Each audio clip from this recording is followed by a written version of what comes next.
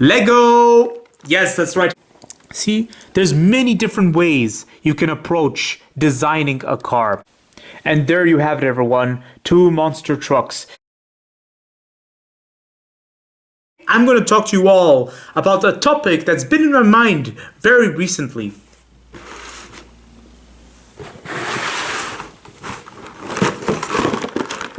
Lego! Yes, that's right, everyone. So today we're gonna play a little bit of Lego, but it's not what it seems, guys. First, let me elaborate a little bit.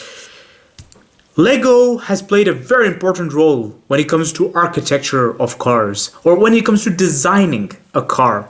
Many car designers use clay models because when designing a car, they have to focus on many criterias, like the segment the car belongs to, the brand the car is from, and also the aims of the company. Like maybe they've entered a new phase where they want to abandon an old design and start something fresh, something new, and they do it through trial and error.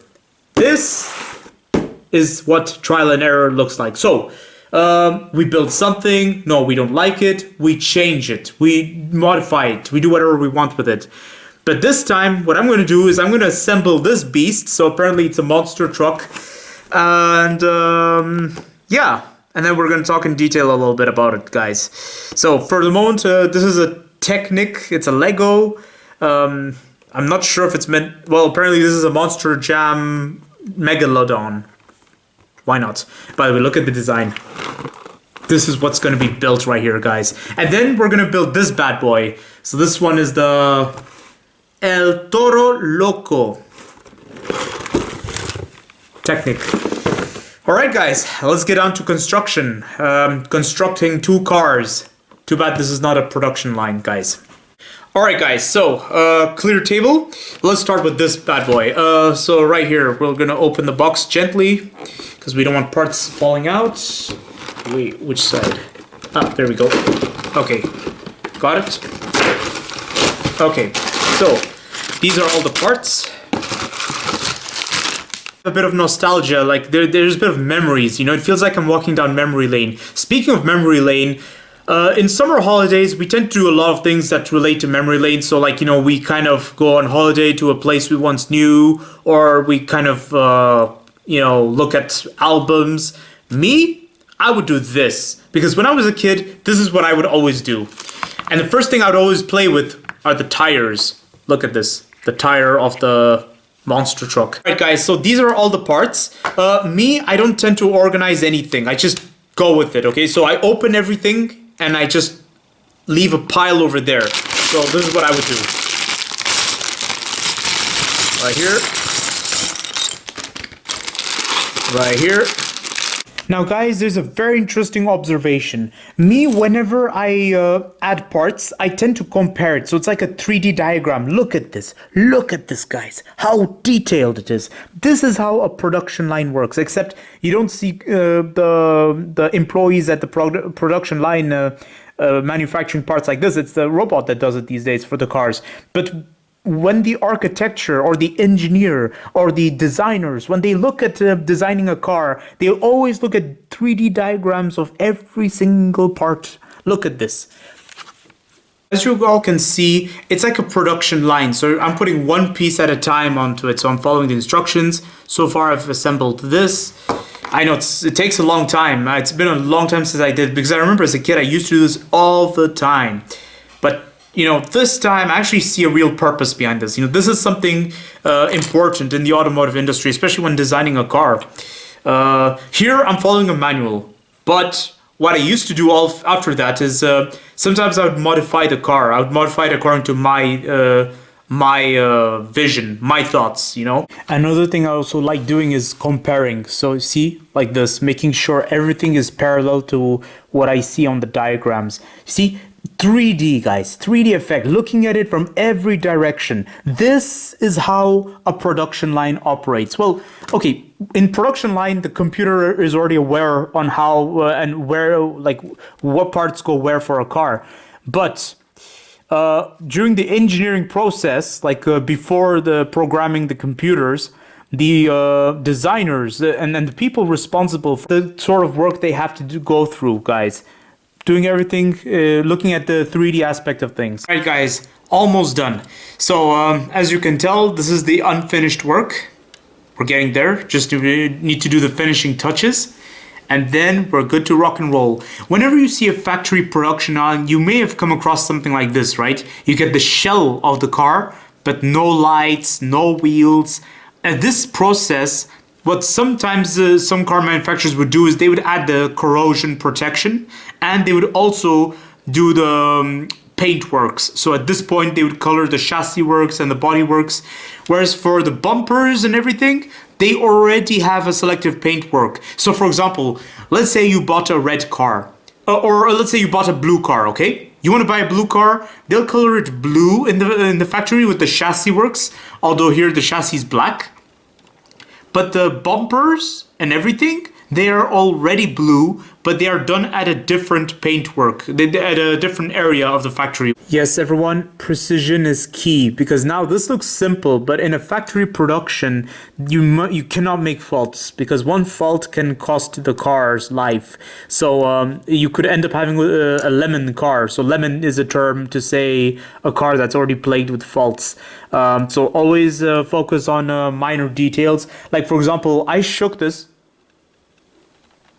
I could hear some rattling noise coming from somewhere, so I'm trying to inspect where is the rattling noise coming from. It's coming from the front of the vehicle, the front of the Lego, and I believe it's coming from this. So it seems like the rattling was a false alarm. It's just from this piece, which is intended to be loose, because the front is supposed to be like the grill, the bumper of the vehicle.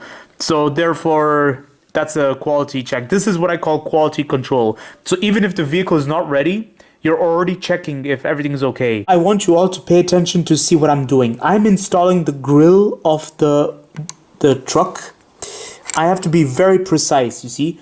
Precision is key, everyone. You cannot have any faultiness. Like, you cannot have a grill like this. What is this? You cannot have something like this, because this would be a defect, and if the customer receives their car in this fashion, they can potentially complain, because this looks like something that's out of place. So, well, obviously this won't leave the production like this anyway, so it's not like the customer will ever know what happened. So therefore, what I'm going to do is I'm going to fix the problem. So here, watch this. So, there we go. We're going to put it the other way around properly. There you go. See? All of them are parallel. They're all facing one direction. This is what I call precision. Precision is key, guys. 1 millimeter or one little misalignment, or one little error can sometimes cost the entire car. Yes, that's right. You heard it, guys. Now over to my favorite part of the production, guys. I always loved doing the wheels. Always. Here you go, see? This is a wheel. But I can already tell there's a problem, guys. Something is not aligned. So I'm going to already just make sure everything is in place, because alignment really is important to me. I cannot... No. Yep. See? Perfect. This is perfect, guys. And I have to repeat the process for all 4 wheels. Oh, well, I mean 3 more wheels, basically. All right, there we have it, guys. This is the masterpiece we've been working for. Oh yes, the monster truck. Well, you see, it's quite nice. It's quite nice. I really like it. Just look at this. The good old memories. I remember. Anyways, I didn't build this just for the memories, guys. I actually built this because why not? I mean, we have to be a bit creative. Now, at this point, this is the finishing work. This is the advantage of Lego. Change something. This is how facelifts are done. Modifications, everyone. Now, engineers, architectures, and designers, they don't use Lego all the time. Sometimes they do it with clay. Sometimes they do it with, sketches, if you know what I'm saying, guys. See, there's many different ways you can approach designing a car. Aesthetically, it looks appealing, looks like an airplane. Now, I could have put in some stickers on it to match the Megalodon theme, the shark theme, but I decided not to, because for those of you who know me, I like simplicity. I'm not a fan of stickers or anything. I just like to keep it simple. And that's how I used to be even in my childhood. Every time I'd get something like this, I would never put stickers. I would just keep it simple. Keep it nice and simple. There you go. Just appreciate it from this angle, guys. Now, this looks like a grill. Now, you guys have to understand that when designing a car, it can be sometimes influenced by something abstract, something different. You know, it doesn't have to always be a car inspiring the designer to design another car. Sometimes it's just random nature. Sometimes it's just something random that inspires a car designer. For example, a shark's teeth inspires the grille. Who knows? In the future, there might be a 4x4 manufacturer that will adopt this sort of grille theme. But there's already one. Jeep has done it. Jeep has done this sort of grille. But Jeep didn't do it out of inspiration of shark teeth, I think. No, I think it was just simply because they needed an air intake. But you guys know what I'm saying, you know? Certain designs can inspire things, guys. When it comes to production lines, sometimes they employ a tactic where they share the same chassis because it cuts half the work. Now, as you all can see, I have to build the chassis by myself. I have to assemble it after following the instructions. So the reason why part sourcing is a thing is because it saves half the work. It saves a lot of time and money. This is what is the advantage of part sourcing. This is why some car manufacturers share chassis. Imagine this bad boy had the same chassis as the orange truck which I'm about to build. This would have saved me half the work. But it would have diluted identity to some extent. And identity is my thing, guys. So, you know what? I don't regret anything. There we go. We already built this one. Now we're going to build this one. All right, so I'll do the same thing I did last time. Yep, open the box gently. This time all the parts are orange. Wow, new theme, new styling. All right, my favorite parts, the tires, the wheels. Oh my goodness, I love these parts. Okay guys, production is almost done. Now the reason why I want to show you this part is because this is the unfinished example. We still need to install the wheels, we need to install the bonnet, but what I want to show you all is that during production at this point in the factory they would do the wirings, they would install the engine. Right guys, it's almost ready. Yes, it's right here guys. We just need to do the finishing touch, my favorite part, the wheels. So I always put the wheels in like this. Okay, make sure there's a proper alignment. Like, look at this. See? Proper alignment.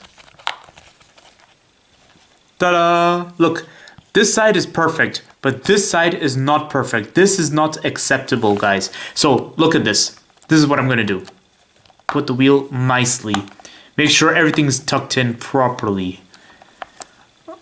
Right, there we go. See? This is acceptable.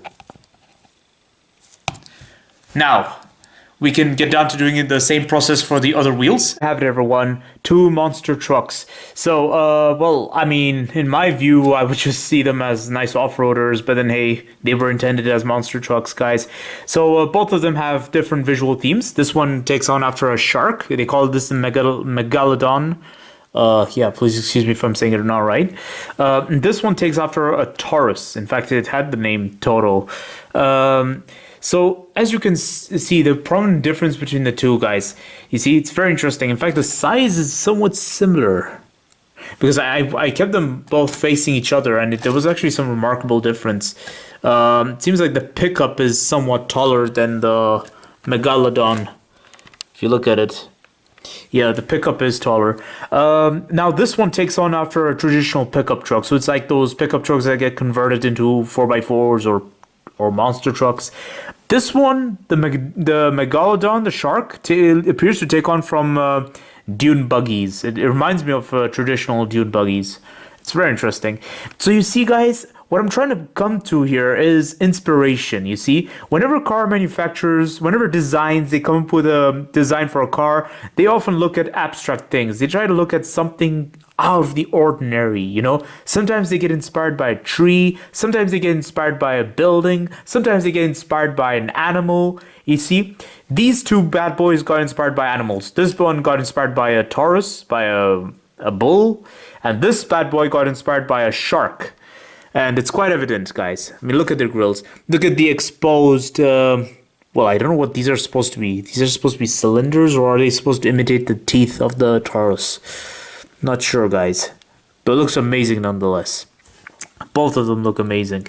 So yes, you see, so when it comes to part sourcing, you can see they both share the same wheels. This saves a lot of production cost, and the same tires, and the same parts, you know what I'm saying? But yes, the chassis was different. Guys, don't forget to like, comment, and subscribe, and stay tuned for more videos that are on the run. And don't forget to check the links in the description for my car reviews and my travel videos. And yes, I will probably be doing more of these videos, guys, because this is very important. For the automotive industry, it's also important to know the roots, guys. Where does all the inspiration come from? And also architecture, guys. How is it made? How is it done? Because it's not enough to always know about the style of the car, or just, you know, like, wow, what are the aesthetics like? Why is this like that? Why is that like this? It's sometimes important to know the root, sometimes to know what's underneath, what lies underneath the plastics, what lies underneath the leather, what lies underneath the entire chassis works of the car, under the entire body works of the car.